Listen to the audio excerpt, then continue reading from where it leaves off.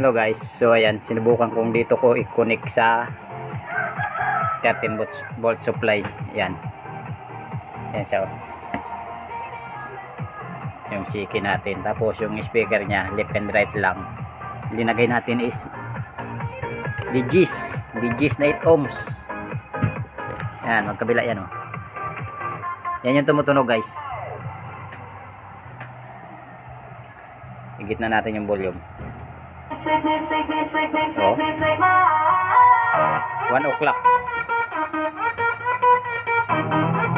Puro 1 o'clock. 1 o'clock ang bass, 1 o'clock ang treble.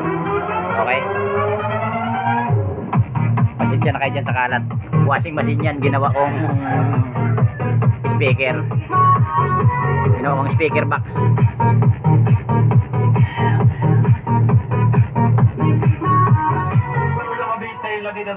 But we don't wanna, we the burst so bad.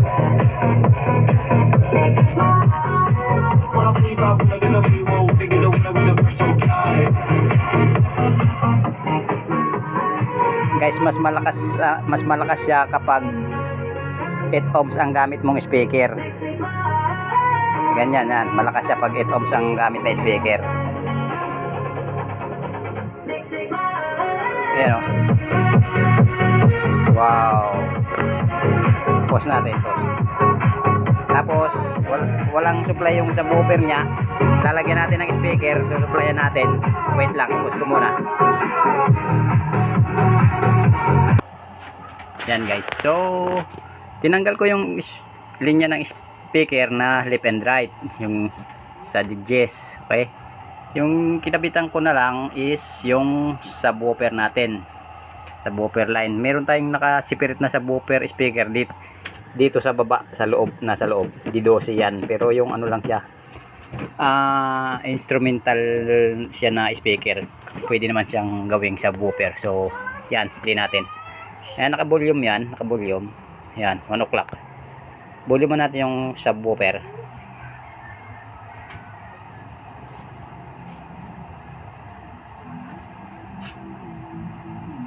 Yan, 1 o'clock.